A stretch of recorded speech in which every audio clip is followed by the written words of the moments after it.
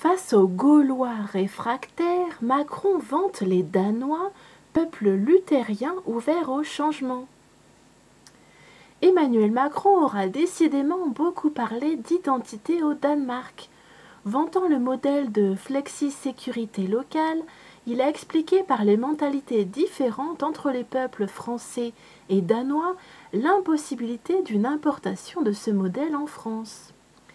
Évoquant devant la communauté française au Danemark son admiration pour le modèle danois de flexi-sécurité, il a admis que les différences culturelles entre Français et Danois ne permettaient pas de répliquer à l'identique. Je cite, « Il ne s'agit pas d'être naïf, ce qui est possible est lié à une culture, un peuple marqué par son histoire. Ce peuple luthérien qui a vécu les transformations de ces dernières années n'est pas exactement le Gaulois réfractaire au changement. Encore que, mais nous avons en commun cette part d'Européens qui nous unit, a-t-il affirmé. Cette sortie aux accents essentialistes rappelle sa petite phrase de l'été 2017 sur les Français qui, je cite, « détestent les réformes ». Mais le président français estime avoir réussi depuis son élection à provoquer, je cite, « un changement culturel chez les Français qui ont retrouvé le goût du risque ».